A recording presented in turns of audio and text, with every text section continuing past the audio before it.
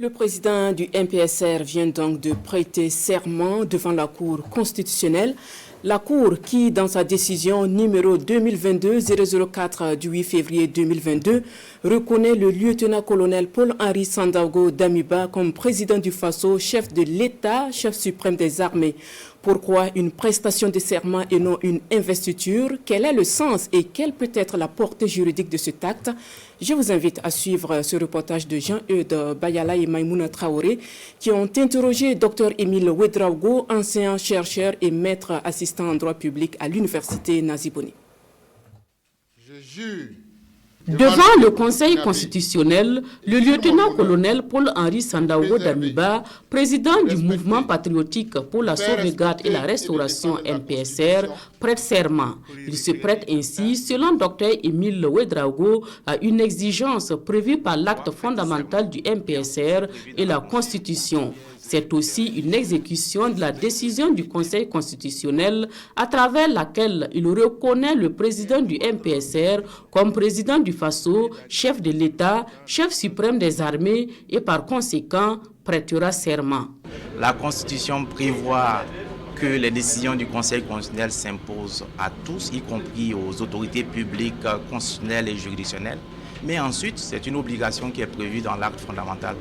Et je crois que ce sont ces considérations qui font qu'un serment est organisé aujourd'hui. Mais pourquoi une prestation de serment et non une investiture? On a une charte de la transition à venir, donc il me semble que nécessairement le chef de l'État qui sera désigné va encore devoir se soumettre à une prestation de serment à la fois sur la charte et la Constitution, mais aussi une véritable investiture. Et investiture qui se distingue de la prestation de serment. L'investiture est symbolique, mais on va procéder aussi au transfert des ornements républicains au président de la République.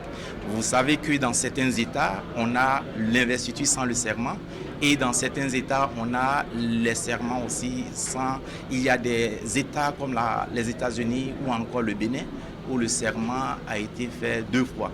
Donc, il me semble que ce n'est pas une nouveauté et qu'on peut encore faire un serment et une investiture en bonne et due forme. Cette prestation de serment donne alors au président du MPSR les instruments légaux pour exercer ses fonctions de chef de l'État. Ça permet en fait cette prestation de serment au chef de l'État d'avoir les coudées franches du point de vue constitutionnel, de prendre en fait les décisions qu'il faut pour assurer la continuité de l'État.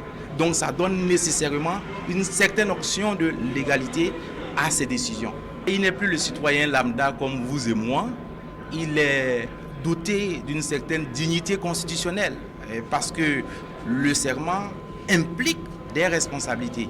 Responsabilité à la fois d'être le garant de la Constitution et des institutions républicaines, responsabilité à la fois de veiller à ce que la justice soit, en tout cas, exercée de la même manière et de manière égalitaire en tout le monde, et responsabilité de veiller à ce que la continuité de l'État et le respect des engagements du Burkina Faso et la question sécuritaire soient assurés et maîtrisés. Vous voyez qu'il y a une grande responsabilité qui pèse sur le nouveau président. Une légalité acquise devant les membres du Conseil constitutionnel et en présence des responsables des différents corps militaires et paramilitaires et personnalités, dont des présidents d'institutions.